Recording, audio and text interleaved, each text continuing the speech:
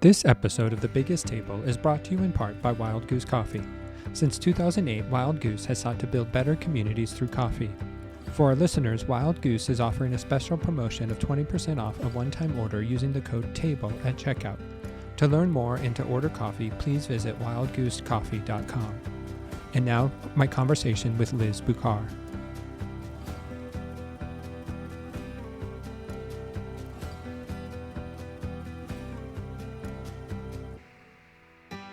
Hello, and welcome to another episode of The Biggest Table. I am your host, Andrew Camp. In this podcast, we explore the table, food, eating, and hospitality as an arena for experiencing God's love and our love for one another. And today, I'm joined by Liz Bucar. Liz is a religious ethicist and professor of religion at Northeastern University, as well as a certified Intensati and Kripalu yoga instructor. Her popular writing has appeared in The Atlantic, The Los Angeles Times, Teen Vogue, and The Wall Street Journal. She is the author of 4 books, including the award-winning Stealing My Religion and Pious Fashion. She lives in Brookline, Massachusetts. So thanks for joining me today, Liz. It's great to connect. Yeah, thanks for having me on, Andrew. I'm excited to talk about food. I love eating and food, so Awesome. It'll be fun. It will be. And so you have a new book coming out called Beyond Wellness, How Restoring the Religious Roots of Spiritual Practices Can Heal Us. Yeah. So before we sort of really dive into this book, I'm sort of curious a little bit more about your story. You're a religious ethicist. And so what's your love of religion and, like why exploring religion and, Wow. Okay. This is going to take us way back into this is a little bit of a long story, but so I'm a religious studies scholar kind of by mistake. Okay. Which is how all the great stuff happens in my career, I think. Every book I've ever written is kind of a mistake too. Like, oh, I'm writing this book. So I come to it, I'm baptized Catholic, but I was raised Congregationalist Protestant, sort of. I left, wasn't really very active in the church after middle school. I have a pretty religious mother, non-religious father. My partner now, he's Jewish. I sort of consider myself non-religious affiliated. So I'm a nun, N-O-N-E-S, I guess, Yep. right? Yep. So that's sort of my personal sort of relationship to religion. But my intellectual, so that's the beginning of my story of religion. I'm going to tell you kind of about Beyond Wellness. So I'm changing my relationship to religion. But why am I a professor of religion that's a sort of by mistake thing. So when I left college, I was doing nonprofit work in DC, and I was working on issues of reproductive health and public health in Latin America. And I was like, whoa, religion is a big factor in this. I need to understand, just know what the hell is going on. Right. I need a lot higher level of religious literacy, particularly Catholicism, than I had at the time. Just because, it's not as easy as the Catholic Church is against abortion or contraception, right? It's a much more complicated picture. So I was working for a group at that point called Catholics for Choice, which is a pro-choice, pro-access to reproductive health organization. It works, globally, but especially in Latin America at the time. And I applied to graduate school in public health, law, and religion. I was all over the place. And I started a religion program not planning to do a PhD. I don't come from a family of academics. Being a professor was not on my bingo card. Right. And I started at the University of Chicago and deferred law school. And I just was no, I love this. These systems are so complicated and interesting. And when I realized that they were fine with me not being a Catholic moral theologian without having to step into a tradition, they were you could be a comparativist. So that's what I was. I studied many traditions. And that sort of it brought me was pragmatic reasons, right? I want to fight social injustice. Religion is a factor, both positive and negative. Yeah. I got right. So that's at the beginning of my career. And I did a lot of work in the Catholic Church, but also in Shia Islam, and I'm kind of a big comparativist. But I think my career, my interest in religion, that intellectual interest and that personal interest have sort of shifted. I don't know, maybe this is a midlife thing. I'm 52 or whatever, or maybe it's what the world is demanding of me right now. But I think that my new book, Beyond Wellness, I'm being much more into, it's very personal for me. It's thinking about studying religion all these decades, studying religion that's not my own all these decades, has really taught me something about what I think human flourishing is, my own sort of helped me get a sense of my own core values, my own sense of right, wrong, what I can imagine for like a better life or world. I'm really informed by religious communities and traditions I'm not part of, right? Yeah. And this new book is me being like, okay, if you're non-religious affiliated, or if you're outside some of these traditions, but you kind of like want to engage some of their wisdom, what does that look like in an ethical way, right? So my book before this one was a book about cultural appropriation of religion. So like kind of like, maybe don't do that. Like, or if you do that, just know there are consequences, there's harms. And this new book is like, okay, fine, I made you feel guilty. Now, like, where do we go from now? Go from here, right? Right. Like, what do I do if I'm like, I just think there's so much I'm missing as a non-religious affiliated person? How can I use these religions as conversation partners? Hmm. And today I assume we'll talk about food, but my book has 7 different case studies, right? One Yeah. is food. Yep. And food is a great example because religious communities think about not just what to eat, but like how to eat. And Right. the wellness culture that I've been studying just is not thinking about that, right? So here, let's have this conversation about with these different religious traditions. Let's both see like how has religion done us a little dirty in Yep. terms of food and diet culture in the US? Because Yeah. there's a Yep. story there, Yep. right? Let's be honest, it's not all roses. No. And then also, right? But then also like what's the counter Christian conversation, but what's also the some of the resources from other religious traditions that can help us really, like you said, like eat well and have that be part of human flourishing in a deeper way. Wow. Yeah. It's a I long love this. story. Yeah. No, and I appreciate it just because it does like, the theoretical aspect is important, but I love hearing the story of what's drawing people into why they are doing what they're doing, Yeah. right? Like there's a deeper story, and no, I appreciate what you said, and you really hit on some key aspects because I think we are all in this moment. Even before we started recording, we all, we were joking that everything's a hot mess right now. Everything a mess. Yes. Yeah. Yeah. And the world is demanding something of us in this moment. And I Yeah. think one of the questions and the wisdom that religion can bring is, okay, what does it mean to flourish? And what does it mean to not just flourish individually, but flourish communally? Like, what does it mean to live a good life for the sake of others? Yeah. I think that's a really important. I mean, I think that's one of the big takeaways of my book is that like if you try to think about wellness as Yeah. this individual pursuit of like optimizing yourself or bodily perfection or longevity, you are missing a big part. We're collective, we're communal, and religions have really always centered that. So that's like a nice little pushback. Yeah, absolutely. Yeah. And so Yeah. you begin your book with the introduction of, why the spiritual salad bar Yeah. isn't actually helping us, Yeah. and even, in sort of the um, promotional blurbs, it talks about that it may be satisfying our hunger, but it's actually not nourishing us. And I think Yeah. there's an important delineation between the two. And so help us like understand, because there is this idea, and we've been told, I can be spiritual, but not religious. Yeah. And I think, there's some wisdom in that, but there's also some harm. And I think, again, you're wanting to nuance, help us Yeah. understand the good and the bad. And so help our listeners sort of, what do you mean by that? Like, and help. Yeah. Oh, so much. So I forgot there's so many food metaphors throughout the book. You know, Yeah. the book talk, right. So the salad bar, and then what you sort of said, it's like maybe like it's sort of like empty calories, right? Like it's like not really satisfying us. Really, it's not really nourishing us. It's like the bag of junk food.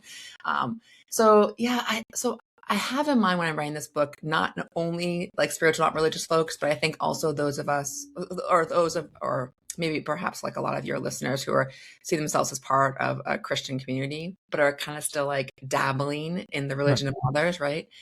And this has a long history. This is nothing new, but I think we're in a particularly interesting moment because if I think about my students, my Zoomers, my Gen Zers, they are really, really interested in spiritual techniques and practices from other communities. A lot of them are pretty resistant. So when I say salad bar, like they want to pick and choose what they like. Like I don't like cottage cheese. I don't want cottage cheese on my salad. I don't eat like spinach. I want romaine lettuce and I want chickpeas. Or they want what they want. Yeah. They want what they've like been told will work for them, often by an algorithm, right? And they want to personalize it. They don't want to order off the menu. That's a salad bar, right? They don't want to be a Presbyterian or they don't want to be a Reformed Jew or whatever. So that's what the salad bar sort of fits in. And they also don't really want religion, a lot of them. So Yeah. they would say that that's not religion. They're like, no, no, no, it's spirituality. No, no, it's harmless.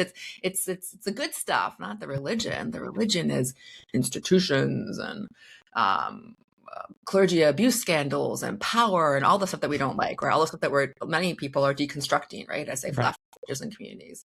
And that's like all fair and all accurate. Like I say, religion has a PR problem, but it deserves that PR problem, quite frankly, right? But I'm interested in like, well, what did we leave behind when we just said, no, I just want some things from the spiritual salad bar? And, I think that and that nourishing sort of like not really nourishing, not really getting us to flourishing is part of what I personally feel when I engage these practices and what I sort of tried to trace out through the book that like, yeah, you can do a technique. It's like, let's take another technique in the book, like mindfulness meditation. Right. If it's removed from some of the religious content of it and context, a couple of things can happen. One is you may be doing something that you don't know how it's remaking you, and that might be a problem. Like you may be doing something, a meditation and mindfulness is a good example, with the conception of the self, there is no self. And you're like, oh, but I'm trying to optimize myself by being mindful. And suddenly you're like in this existential crisis because you've been like rejecting yourself and you're like, now what, right? Yeah. But you didn't know that because you just went to the salad bar and put the cottage cheese on your plate, right? Mm-hmm. So I think that not having religious literacy when we engage in these techniques that really have their origins in religious traditions and communities means we don't know what we're getting ourselves into. Yeah. And if this stuff is like powerful enough to heal us and change us, which I think it is, it's also powerful enough to hurt us. So I like want people to like go in with their eyes open, I guess. Yeah. That's part of it. I just think that like knowing more about the religion. I mean, I'm a professor, so I'm always about more education is better. But the more you know, I think the more you can figure out how these practices can add more purpose and meaning to your life, be more socially engaged, work better for you. Like that's really what I'm interested in. Like if you're interested in mindfulness, would an understanding of the lineage your practice comes from make it work better for you? Yeah. So that's sort of where I think that we left too much on the table by just So there's another metaphor. Too many food metaphors. No. We left too much on the table. We walked away at the end of the meal. Well, and you touch on it that it's giving us these dopamine hits. Yeah. Like sort of like our technology does, but without actually a deep-seated community. Yeah, and it's interesting. Some a quote I like by Houston Smith is that he's talking about the psychedelics in this context. He's like, they're really good at creating mystical religious experiences, but not a religious life. So it's like maybe they're like giving you like a little bit of like a taste of like wellness and flourishing, but not like how does it change your life, right? Like sort of the 360, how does it actually lead to something? I mean, the book is called Beyond Wellness because I think wellness is too low of a bar. I want real flourishing, which I don't say flourishing because that sounds like a religious word to people. I say well-being. I want real well-being. I want something bigger and deeper, and so not always easy and perfect and optimized, and it's not all good vibes. Sometimes there are bad vibes, right? Human flourishing involves bad vibes too. So I think we just it's like we've made instead of thinking about human flourishing robustly, we're sort of like we're like living here, right? Yeah. Sorry, this is a podcast. We're living low. We're living at this level, and I want to like think about what would it be to live a little higher in terms of that complexity. And I also thought of it in terms of like the idea of aspect of control of like, when we're picking and choosing, we want something controllable. Yes. Or, where we can manage the results, but really like the world demands, and we experience that higher level or, resonance or, flourishing in terms of uncontrollability, which I think religion, I think in a Christian worldview, I've experienced Jesus in moments where I release control, and just allow something to come in. Yeah, I think you're right. I think we are chasing, and hey, fair enough. We're chasing things that are predictable and controllable, given what we said about the world right now. I get that, right? And if I think about my students, my own teenager, I see that especially for young people, right? That like, I just need something that I can control, and food is a way to control our lives as well. But that in a different chapter, the chapter I write about AA, I really focus on the idea about that one thing I really have learned from religion is the like decentering of our own sort of like agency, but also power, like that. Yeah. So the AA lesson that we are Yeah. not God is a great lesson. Like Hmm. who had to learn it again, that we're just not in control. We're not God. We cannot, no matter what you do, you cannot life hack your way to what you think, you cannot control things, because you can do everything perfectly and still have, a health diagnosis, for example, or something happened to a member of your family, or lose your job, or your country goes to war, all kinds of things Right. can happen. You're not in control. No. So, yeah. Yeah. And do want to talk about the chapter on food, eating well, how religious foodways can heal toxic diet culture.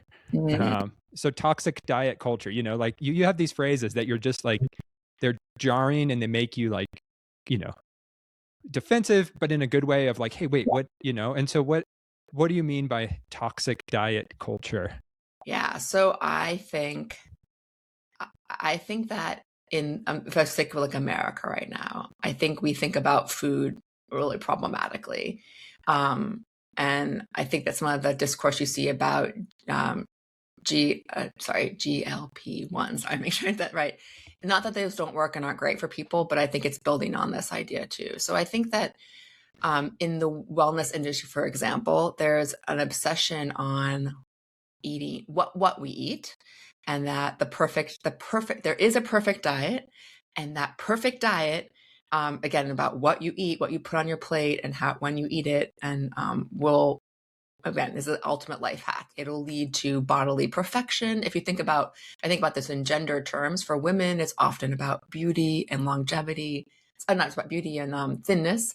Yep. And the masculine, not that masculine isn't also affecting women, but also this idea I think the masculine side of that is like peak performance, right? Like peak performance in the gym. Like, so I'm someone who lifts heavy weights, right? So I got to have my like carby snack before I go to the gym, and I got to eat 40 grams of protein by the time I get back. And if I do that, the muscles will work, so this Yeah. idea that like, so there's this idea that the diet, there is like a perfect diet for us. And if we do it, and we're never ever doing it perfectly, so it's all this shame. If we do it, we like optimize ourselves. But I think that the way we talk about food is really problematic. And I think I start with the example of like eating disorders, which have Mhm. touched so many women in my own life. But I also say that disordered eating, I don't really know hardly any women actually who haven't been affected a little bit with disordered eating thoughts. I think a lot of that, and it's not, and actually eating disorders are becoming more and more common among young men. My friends who are in the clinical space are saying, particularly food aversions is becoming really, really um, very, very common in young men. And I see that, like, so I see this like, I sort of try to trace it historically. So I think there's this um, moralizing of food is part of it. Yep. So like some food is good, some food is bad. I can't eat bread and pasta. Bread and pasta is bad for me. Versus like, so like moral, and that we can talk about, that has some like religious roots. So there's that piece of it. There's the asceticism piece of it. Like the more I have self-control, or the less amount I eat, the food restriction, right? Like the Brian Johnson who is biohacking his life by not eating anything after 11 a.m. every day. Every single day of his life. That is his life. Wow. No. No. Right. So there's that. So there's like for valorizing food, this like asceticism, right? Like that I can restrict. And then the third piece of it is the like valorizing thinness. And that thinness is healthy, and so the bodily particularly for women, that bodily perfection looks a certain way. And I think that leads us to like being scared of eating some foods. It certainly leads to anxiety. I mean, I think it leads to eating disorders, but even without an eating disorder, it just leads to like disordered eating, where we can't enjoy breaking bread with each other because we're not supposed to eat bread because we've been told bread is bad for us, right? Right. Like, Yeah. all these things, and creating all this like noise about food and all this shame about food. Instead of thinking about what would it be like to eat well together, to savor, to sacrifice fine, but also savor. So I think that we're in a period where like there's always a new diet, right? Like right now, again, I told you I'm 52. Right now I'm being told eat as much protein as possible. You have to eat 100 and whatever, 50 grams of protein every day, or you're going to wither and die, and your hips, you're going to fall and break your bones. And this cyclical too, right? Like, so my mother-in-law is still living in the world where you eat skim milk and margarine, right? Like, Right. so like, Yeah. whatever that was, right? And I still have friends who eat sort of like, paleo or keto or something. So it cycles, but right now we're in this like, and it sort of overlaps with the Maha movement too, right? Where we're Hmm. like a lot of purity, pollution stuff, right? Natural food, detox your body. Your body is a problem to be solved. It's like full of toxins from the Yeah. environment, or it's full of like bad hormones or bad cortisone things, and the food will fix that. If you could just find Yeah. the perfect diet, right? Yeah. Yeah. No, I'm glad you touched on that diet, because it's like every week, month, the diet restrictions change, or I'm told to do certain things, or the food pyramid, is just inverted. And so now we're like, okay, Red wait, meat what? and like whole Yeah. milk. Yeah. And so we're constantly bombarded, and we're constantly told this or that. And then, like you mentioned, we have celebrity influencers, that live a very privileged life, who have access to certain things that, I may not have access to, that, and they're doing this and telling us this is the way that we can optimize our health. And so it's always led to this idea, you know, we as America have always it feels like we've always struggled with, how do we eat well? Like, Yeah. and we've never answered that question, because of the beauty of our culture being intermixed and mingled, and we're, come from multiple places, and, that dietary rules didn't come over, or the, eating habits and culture didn't come carried over. And so we're always like, we never know what to do. Yeah. Uh, I think that's right. I also think I kind of blame it a little bit in the there's like a historical piece of the yeah. chapter where I say, if you want to think about like how we got here in America, it was a particular problematic combination of three different sort of forms of like Christian theology. And I want to say Yeah. that I don't think that Christianity is a problem, because I actually think there are terrific resources for stewardship and like thinking about food and communal. Like, there's actually, some organizations that sort of Yeah. I think I'd probably footnote the book, but I do think there can be bad Christian theology, right? Yes. Yes. Right. And so if you take like, and again, I sort of focus on the asceticism thing. So if you think of someone like, medieval female saints who restricted so much that they starved at the age of 30, and they were like praised as being pious and, overcoming their body, because the body is a problem that we need to Right. solve. And it's, our spirit is how we're like angels. Our body is like how we're like animals. Yeah. That idea, right? So it's not like there was actually a diagnosis, like, right, it was miraculous in anorexia. So what is that in Italian? I mean, in Latin. Yeah. Mary Alice, or something. My Latin's terrible. It's not the same thing as anorexia nervosa that we have now, but it's based on this same sort of like pressure on, particularly it was gendered, right? Of like, Mm-hmm. women's bodies being controlled, or women controlling their own bodies to push back on the control from the outside, right? Like, well, Yeah. I know this from talking to people, young women with eating disorders, that like, this is the thing I can control, as like, Mm-hmm. school is stressful, applying to college is stressful, my sport is stressful, socially it's stressful. I can control what I put in my body as I'm trying to be this perfect, young woman. So there's that. And if you take that and you combine it, so that's not necessarily about thinness, but it is about restriction, right? Right. When it's based in a misconception of body, and so like it's dualistic and Yeah. separating our physicality, which Jesus declared good, from Right. our spiritual. So Right. yeah. Right. It's not the only Christian way of thinking about Yeah. the body, but it's No. like a strand. And if you Yeah. combine that, then with the moralizing of food, and I Yep. do want to blame some, like in terms of making that go mainstream in the US, moralizing of some food as good and bad, it has, that is itself like a religious move, right? It's like Mm-hmm. pure, this thing is pure, this thing is polluting, this thing Yeah. is natural, this thing is toxin. So that Mary Douglas I talk about in the book has a great way to think about that. Like, there's no reason why this food is bad unless it breaks some like, rule that you've made. And there are examples of like Protestant minister. So Sylvester Graham's a great example, right? Who like promotes the graham cracker, but also promotes this vegetarian, non-alcoholic, non-meat, whole grain sort of diet, which is all great during, a cholera outbreak, but in a way that's like, because that thing is sinful if you eat that thing. Right. And that thing is pious, right? So suddenly you have categories of food as like, That Mhm. now we're kind of flipped it right now. Meat is the pious thing. The more meat you can eat. So that more. So if you combine that like bad body dualism, now we're going to layer on some of this moralizing of food, and then you get to people like Gwen Shamblin, who are like the thinnest Christian diet culture, who are industry, who are like, Yeah. you don't get to go to heaven unless you're thin. Right.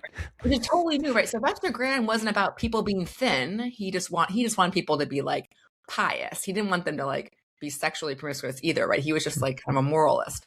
But Gwen Shamblin was very clear. She's like, you gotta be skinny. You want to get through those gates, you gotta be skinny. And if Yeah. you're not, if you're gluttony is a sin. And if you're overeating, if you're not eating the right thing, if you're not thin, it's because you are a sinner, right? So Yeah. So now you have, if you put those three things together, that's part of why we don't eat well. And those Yeah. things, when I say that those are problematic forms, problematic Christian interpretations of Christian theology, I would say, Yeah. but they all go mainstream. They don't even look Christian anymore. No. Right? Like moralizing food. You think about the Maha movement, when we talk about pasta being bad for you, which is something that like people say. My father-in-law will not eat carbs right now. He says he won't eat carbs, and for him, a carb is a grain, is any kind of grain. Yeah.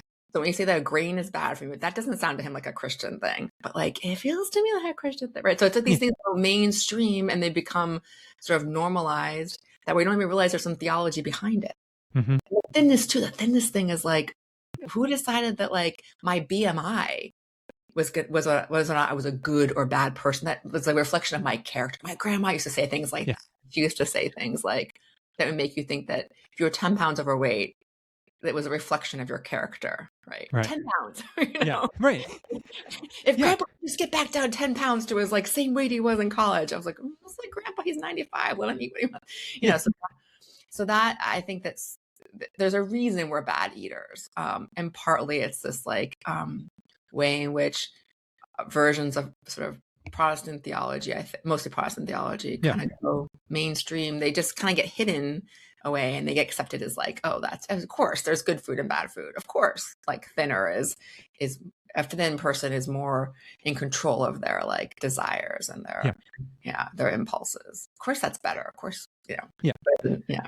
I came across your work through your highlighting of Anna Rollins' work, Famished, and she's been a guest, and so she really does tell the great story of what role her fundamentalist upbringing played, and everyone should read her book. It's great because it's also from her first person point of view of like, this is what it did to me, and I could and that's.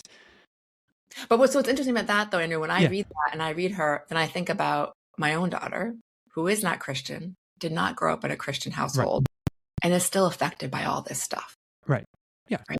You don't have to be part of the church to have this affect you and have this make your eating disordered in some way. Or just, even if not disordered, prevent you from eating well. And it has impacted us all. And I think, the stats are overwhelming of how many people are affected by disordered eating. Yeah. I think you mentioned it's 1 in 9 females, which that's a lot. That's a lot.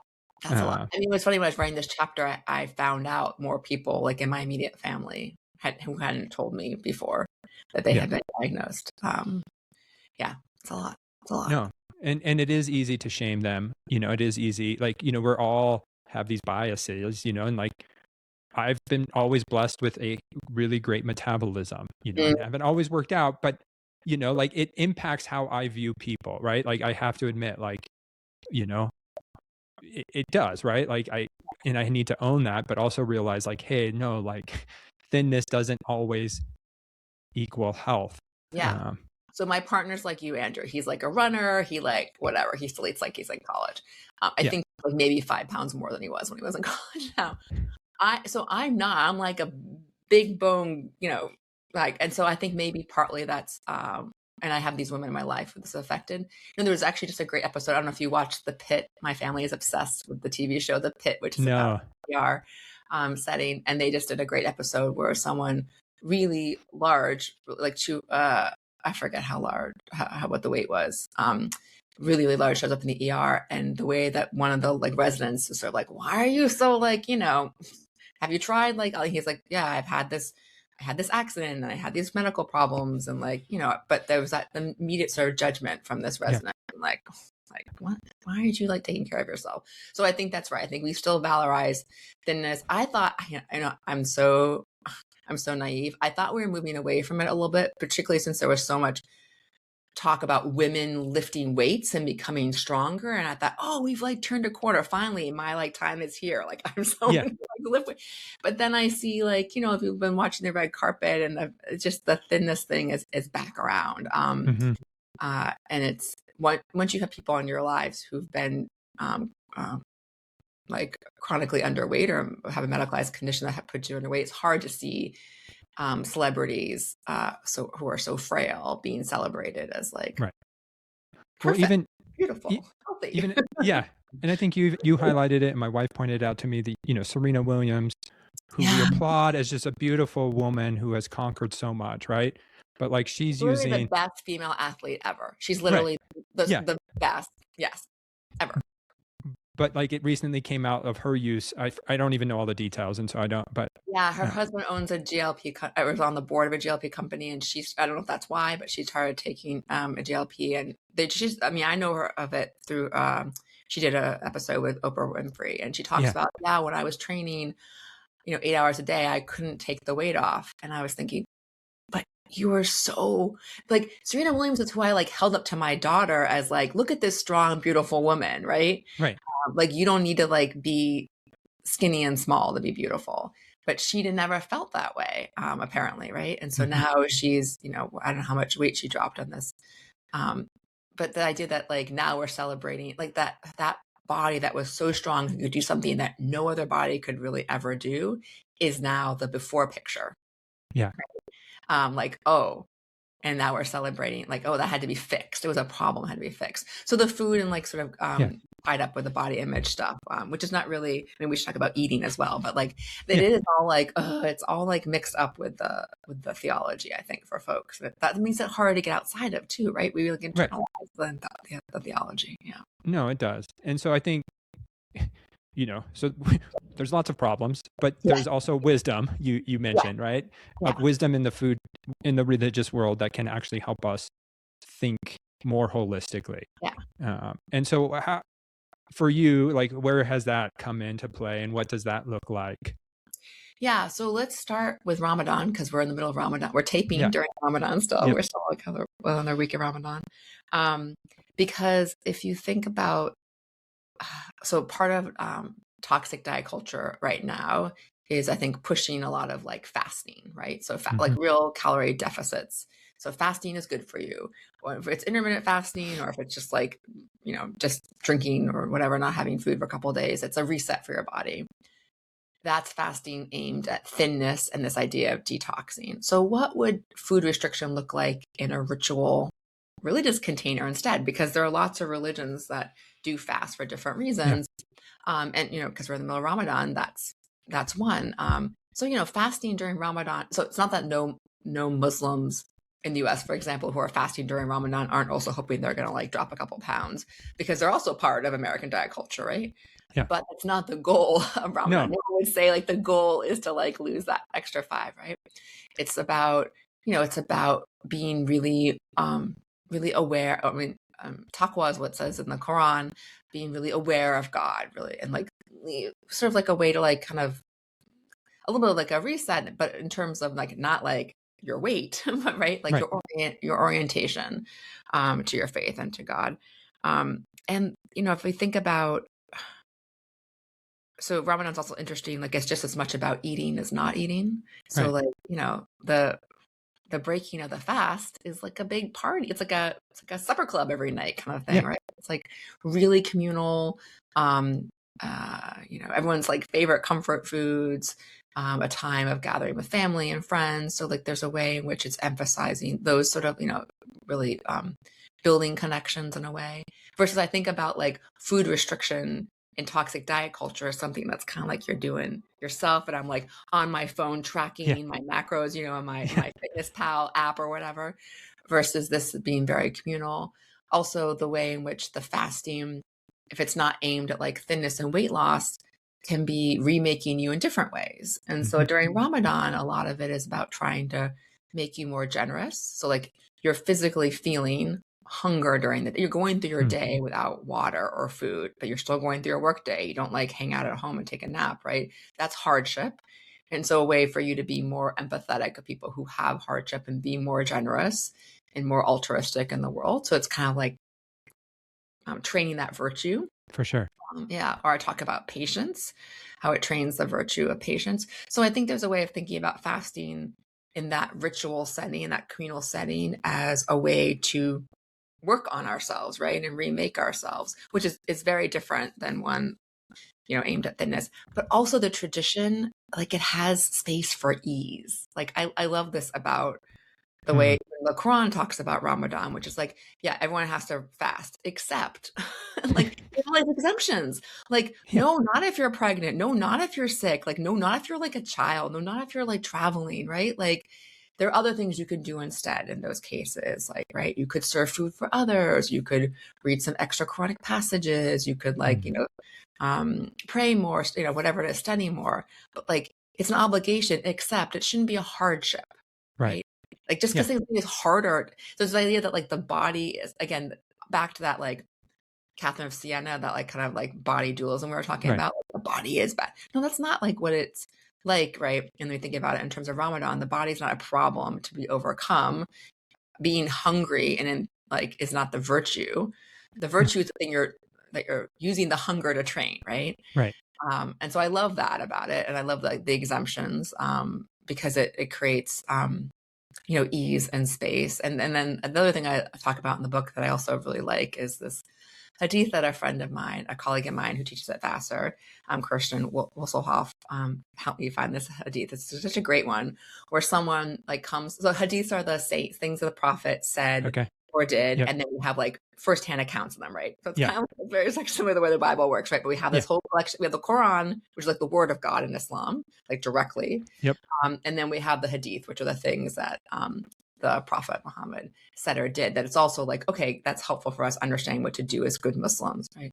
And so there's this believer who's like really like leaning into fasting. He's like, if you need me to fast for 30 days, I'm going to keep fasting. I'm going to fast more hours, or I'm going to fast past 30 days. And instead of the prophet being like, that's amazing, he's like, no, stop it. Like, no. Like sometimes fast and sometimes eat. Like that's the point. Sometimes pray, but don't pray all the time. And he has this line where it's like, your body has a right over you. Like you need to also respect that hunger, or the fact, or if I think about my body doesn't want to be 90 pounds. Like that's like not where, my hunger, whatever it is or whatever, I need to eat pasta like for happiness and flourishing maybe. Right. So to really respect the body and not see it as this thing that has to be disciplined so much that you like think of it as a negative and an impediment. So all those kind of things about that communal thing, the importance of eating, like thinking about fasting in a much different way, are some of the lessons that I kind of like learn from seeing communities engaged in Ramadan, and that's real centrality of food, which is so central in so many religious traditions and communities. Because I interviewed Naeem Fazal, who grew up Muslim, but he talked about the hospitality and the party and the communal aspect of Ramadan, that it was about being together, and it was the celebration, the joy, and not just this, it is the discipline of fasting, but then also the joy of communal eating and being together. And it's interesting. So this colleague I mentioned at Vassar's doing a research project about Ramadan among New York-based Muslims who are like not particularly religious. So young Muslims were like, don't go to mosque. But they still practice, they still celebrate Ramadan, and they love Ramadan. And she's like, it's partly that it's like hard, and they like that it's a challenge. And then she's like, and also it's partly that it's social. They know if they show up any night in like a Muslim space, there's like a dinner party. And like, just so like, she's just like, it's just like people like look forward to that for that reason as well. And I don't know, I just sort of, I love that, I think that if we think about that bad diet culture as like eating well is like, maybe you're eating in your car or over the kitchen sink, but you're eating by yourself while you're watching Netflix, right? But versus like, how different is that than the sort of communal meal? Or so much of Ramadan is also about feeding others. So people volunteer to like put together, like it's like a big like sort of food pantry sort of like drive sort of moment too. So Hmm. yeah, I think that really helps to recalibrate and sort of push back against some of those things we thought were like, oh yeah, we just assumed that was natural to molarize, molar. Sorry, tripping my word. Um, Morality. So and I can't say molarize. Anyway, so to think of Yeah. certain foods as good and bad, we just got used to thinking that was okay to do. Hmm. Um, versus like, how can food really remake us? Yeah. We consume it. It comes like literally goes under our skin, Yeah. right? So, It like becomes us. it becomes us, right? So there's that savoring part of it. There's the communal part of it. There's a sacrifice. All these different dimensions and ways in which food can like, you know, um, change us. So that's a much Yeah. more fun way to think about food, I think. Yeah. Because you asked the question is like, what forms of social and environmental responsibility do I want my diet to reflect? Yeah. And like, even if, my listeners aren't Muslim, it's like, how is my eating habits helping me engage further with others and with my environment?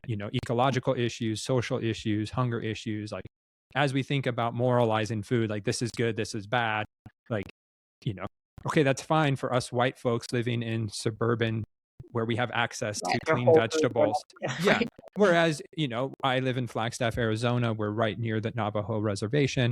Yeah. And you talk about food deserts and do they have, you know, access to Yeah. to good food, Yeah.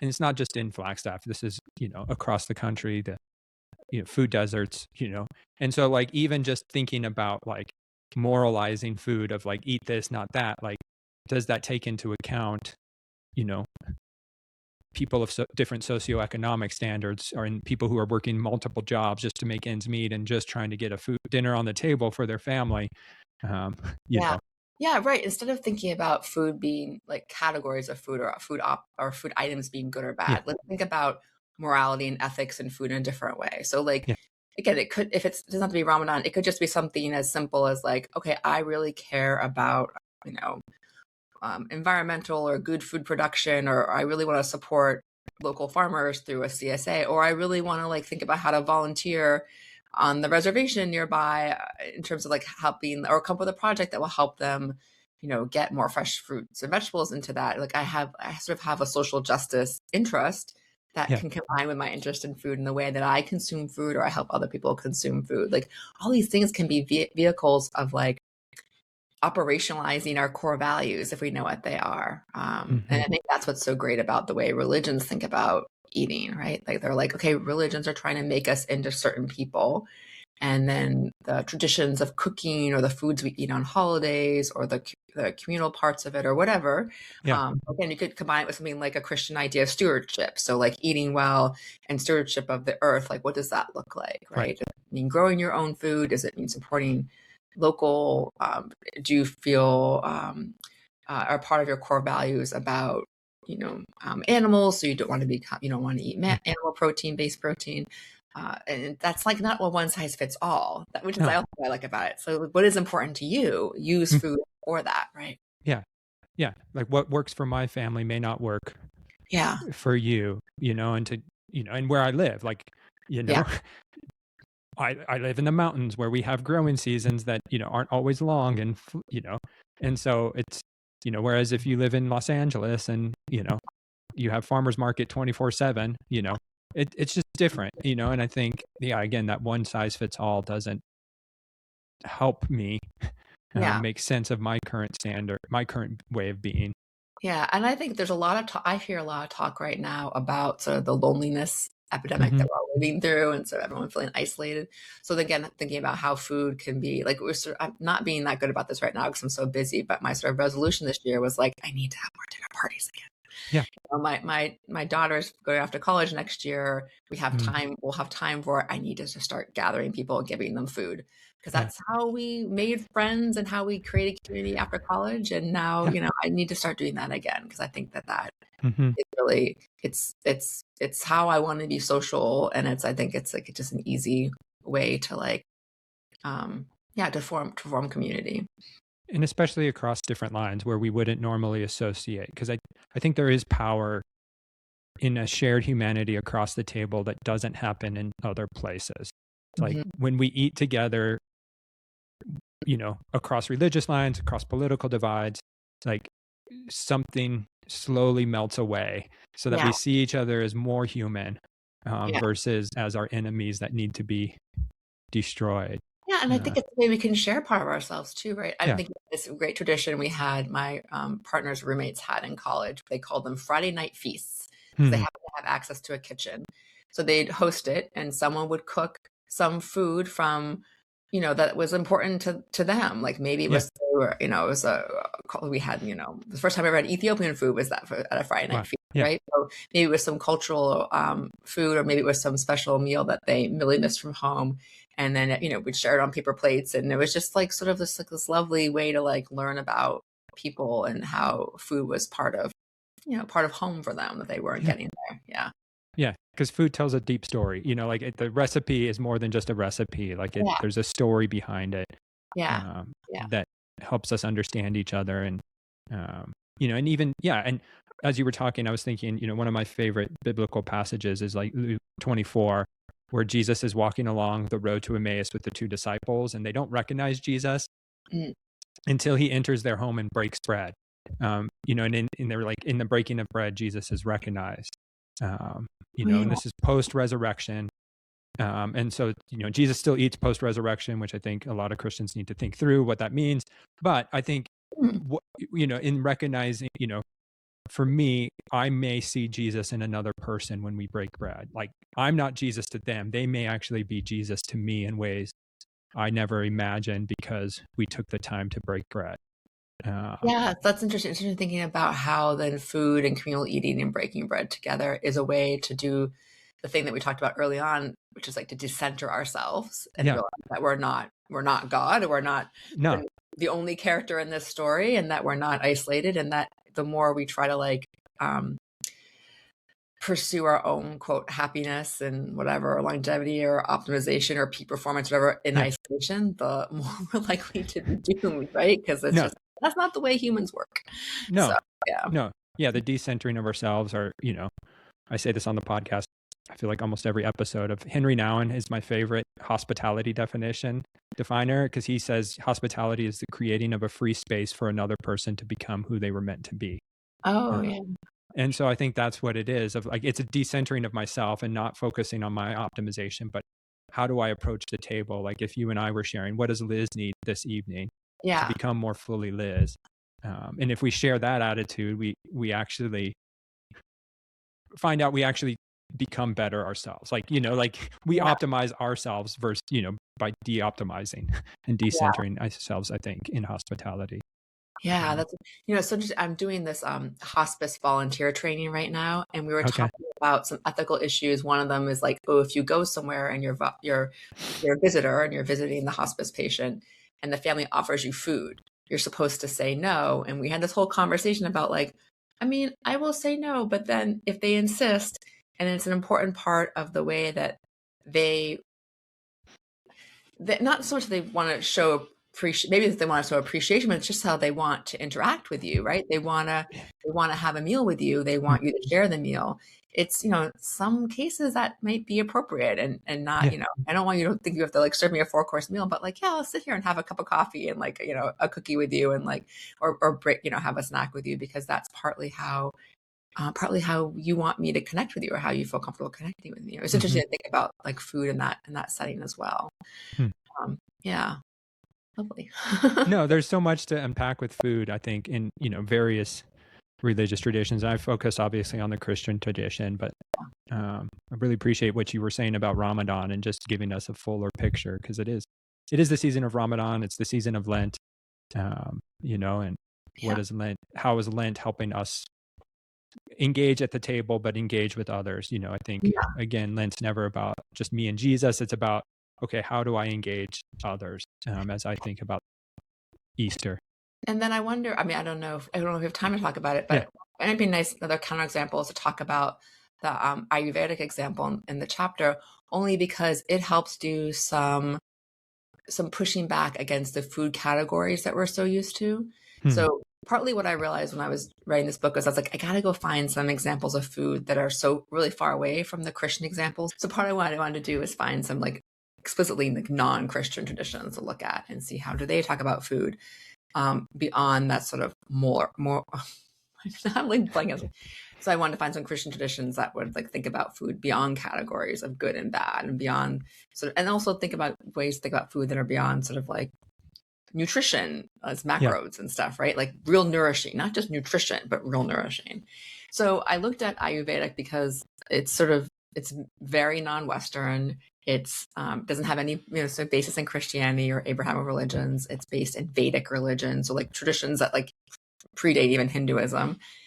And they think about food in a really sort of complex, complicated way. And the one thing that's really helpful for me is thinking about doshas that we all have. There's 3 doshas. There's Pitta, Vata, and Kapha, and we all have all 3. But some of us were born with more than one. We have a particular constitution. So I'm a Pitta constitution, which just means I digest really well, but I also tend to be, it affects like your personality. I tend to be like kind of aggressive and, it affects like sort of like what ailments you have as well. So you're kind of born a certain way, but everyone has all 3.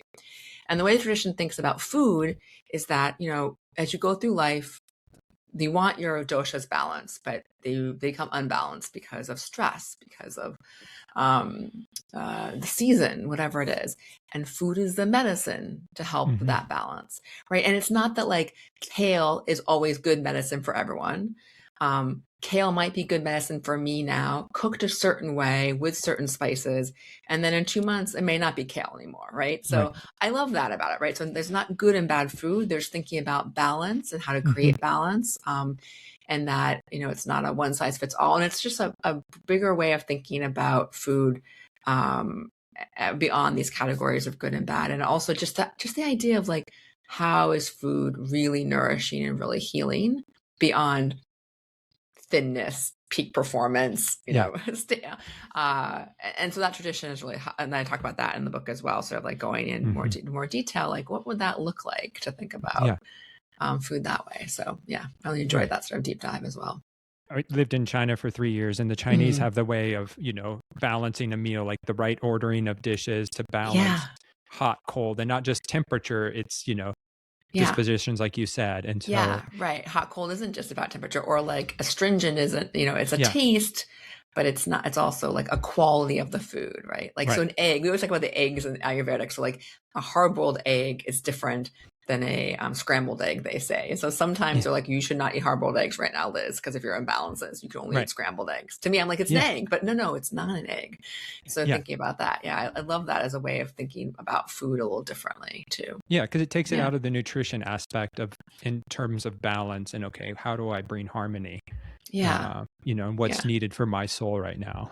And how that changes. It changes seasonally. It changes on what's going on other parts of your life. Like maybe you just need to be eating more chocolate right now because that is like, it's like Harry Potter and the Dementors. We need the thing. That's like, there's nothing, maybe you're craving sugar for a reason. There's a reason that your body needs sugar. What is the imbalance right now? It's like, oh, I just want a bag of Oreos. And so also thinking about it that way too. And then again, like what foods do I eat right now to help me with the balance?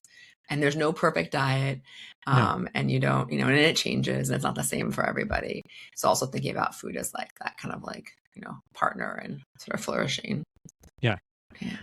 No, and the aspects of disgust that are all wrapped up in food and diet, like it's all, there's so much to unpack. And that's where I love the table is to, we're talking about food, but we're also talking about more than food and what does it mean to be human and who are we in this moment of life and how do we use the wisdom from years and centuries ago to help us make sense? Yeah. I mean, I'm going back to Brian Johnson again, because I think about him as a particular brotastic, celebrity, like, so like, I have the best biomarkers of anybody.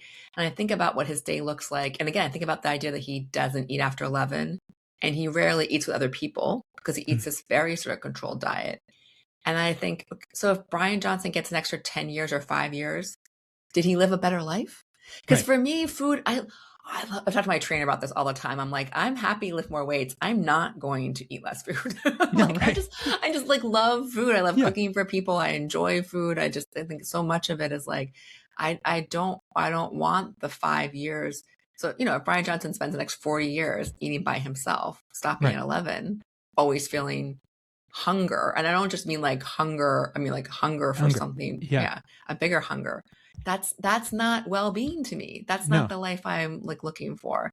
So yeah, I think you're right. I think it's like, it's a lot more than, it's more than nutrition. It's really nourishing us on a much bigger scale. So It is. Yeah. yeah. Again, our conversation keeps bringing up things I think about long ago of MFK Fisher, who was a writer in the 20th, a famous food writer in the 20th century, wrote, right after World War II, and people would always ask her like, hey, why are you writing about food when we've just come through such horrific experiences? And she's like, she ties it beautifully, and it's a great quote, but like, she's like, in writing about food, I'm writing about love and, all these other aspects, because, and then she ends this passage with, in the breaking of bread, there is communion of more than just bodies. And so like she saw in the midst of all the upheaval of World War II that what might be needed is us to think about food and to gather around a table. And I don't think it's a cure-all, right? There, we need good policy, but if we can slow down enough just to eat well together. Yeah. And sometimes that might mean macaroni and cheese and dino nuggets with our kids, Right. Right. And that's okay, Yeah. Right. I think the concern, I think especially around kids nutrition, right? The like pressure, parents feel like to do it right, and that you're somehow like failing your kids if you get them a frozen pizza, because it's like a Thursday night. Like everyone will survive that. I survived frozen pizzas as a kid. I still love my vegetables now. It's okay. Right. I love those frozen pizzas. Yeah. I did not try to not have it be perfection all the time either. So yeah, I love that. I think too, it's interesting. We were sort of a little bit dumping on Americans not knowing how to eat well. But then I think about Thanksgiving, and I think about how that is my kids, hands down, that is her favorite holiday, right? Like that's the thing we never miss with the family, and we have to eat the same things. And it's like, and so there, we do know that like eating together and breaking bread together is important. We just haven't figured out how to like, how many families actually sit down and can figure out how to like eat dinner every night together? We do that as a family, I think, and it involves us. It's a big lift. That means we have to have dinner on the table exactly at 6:00 when the super hangry, like high school athlete comes home, and it means I have to stop working 30 minutes earlier than I normally would. And it's a lift. And I have friends I know who don't get home until 8:00, and they can't eat all together. So how hard have we created an entire like? This is all capitalism's fault now too, right? We created an entire like life work imbalance that makes part of this really hard for families. It does. And so that would also be radical. Like, what would it mean that we have one meal together every day with someone in our family? Like that is itself radical and would involve really reorganizing a lot of our lives. Yep. Yeah. So much more we could probably talk about. Probably. But it's lunchtime, so we're hungry. And so some fun questions to end that I love asking my guests. What's one food you refuse to eat? Ooh, I don't like tripe. Okay, that's fair. In fact, I had people over for dinner a couple weeks ago, and she's like, I eat everything but tripe. And I was like, and oysters. I was like, I was not serving tripe, like stuffed oysters to you, but whatever. I don't like raw oysters either. Oh, I'm a weird. I don't like. Yeah, so those are two things. I don't like raw oysters and tripe. All right. Well, but I eat most things. I thought we could be friends. What do you not eat, Andrew? What is your no? It used to be chicken kidneys. I got served in China, like in a village, chicken kidneys, and they were just the texture. But then I learned like the honor we were served by chicken kidneys, and so like it's that again like. Oh no, like a lot of chickens had to die for us to eat a plate of chicken kidneys. Yeah, right. And so it's an expensive, it's a show of honor. Yeah. But it was still hard to do. Yeah. To do. Yeah. So on the other end, what's one of the best things you've ever eaten? One of the best things I've ever eaten? Yeah. So Iran is in the news right now, and I did field Hey. work in Iran. And I love Iranian food. It's a really great, it's like comfort food. It's a really great combination of like meat, but also fruits. And they have something called gourmet sabzi, which is like, sabzi is like greens and vegetables. It's like a stew. Yeah. And I think that's like one of my favorite like sort of dishes. If I can Mm. get like someone who like really knows how to make Persian food to make. But I mean, like I love everything. Give me Yeah. something sweet and I'm happy. For sure. I For sure. understand. But a gourmet sabzi, there you go. That's probably that's- different than you've gotten before. Yeah. No, I love it. Yeah. It's usually involves some travel. You know, I found that Yeah. my guests, it's something. And Yeah. finally, there's a conversation among chefs about last meals, as in if you knew you Oh. only had one more meal left to enjoy, what would it be? So if Liz had one last meal, what might be on her table? So I don't know what I eat as important as who I eat it with. Yep.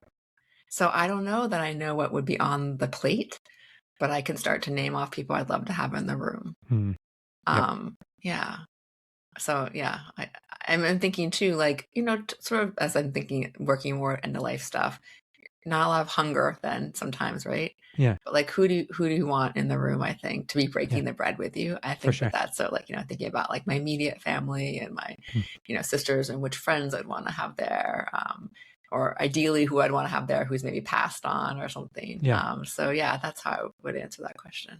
No, I love it. It brings us back full circle of, you know, how we eat is more important than what we eat. Yeah, I think that's right. Yeah. Well, Liz, I've really enjoyed this. I appreciate the opportunity. If people are interested in your work, where can they find you? Yeah, so the best thing to do is to order my book Beyond Wellness. Yes. The best place to find that is just on my website. So I'm at Liz Bucar, my name, LizBucar.com.